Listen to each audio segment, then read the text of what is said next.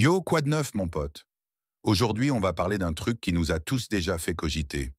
Pourquoi cette personne super affectueuse, celle qui te fait sentir spécial, te donne parfois l'impression de t'ignorer complètement?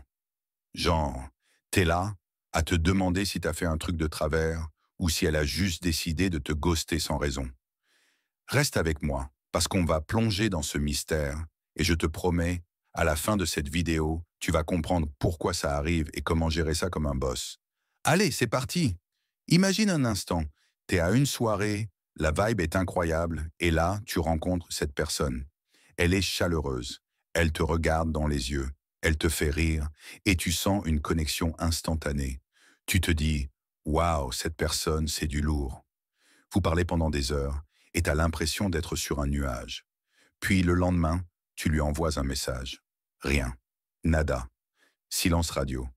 T'attends un jour, 2 jours, et toujours rien. T'es là à checker ton téléphone toutes les 5 minutes, et tu commences à te poser 1000 questions. Est-ce que j'ai dit un truc débile? Est-ce que je me suis fait des films? Ça m'est arrivé, mec. Il y a quelques années, j'ai rencontré une fille comme ça. Elle était super ouverte, super chaleureuse, et j'étais convaincu qu'on avait un truc spécial. Mais après notre première soirée, elle m'a laissé sur read pendant des jours. J'étais paumé, je me sentais même un peu rejeté. Et tu sais quoi? C'est là que j'ai commencé à creuser pour comprendre ce qui se passait vraiment. Et ce que j'ai découvert, c'est que ce comportement, c'est pas toujours ce que tu crois. Alors, pourquoi une personne affectueuse peut te donner l'impression de t'ignorer? Écoute bien, parce qu'il y a 3 raisons principales, et elles vont peut-être te surprendre. 1. Les gens affectueux sont souvent très demandés.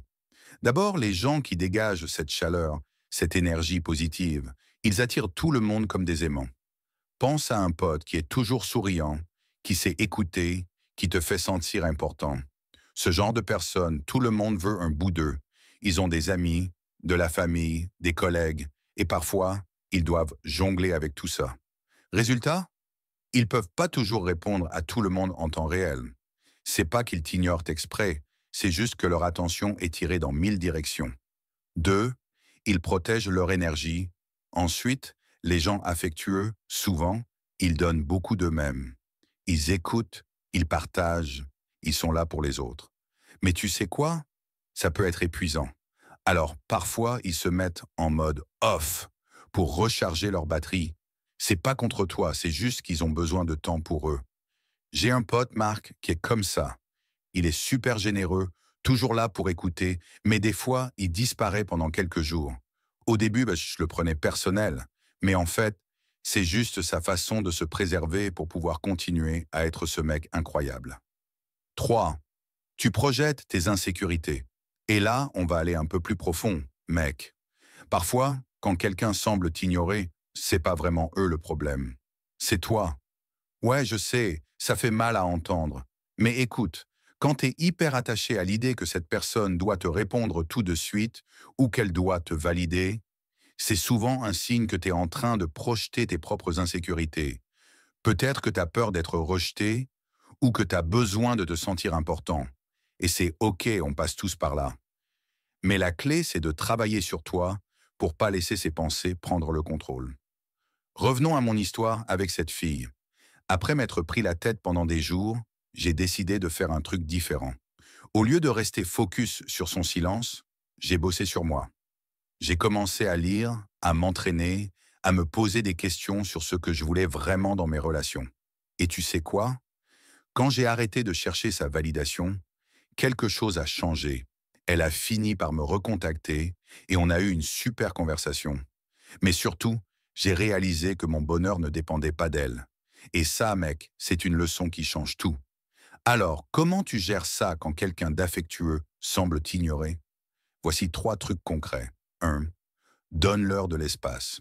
Les gens affectueux apprécient ceux qui respectent leur rythme. Envoie un message, mais ne spamme pas. Montre que t'es chill et que t'as ta propre vie. Ça te rend 10 fois plus attirant. 2. Travaille sur ta confiance.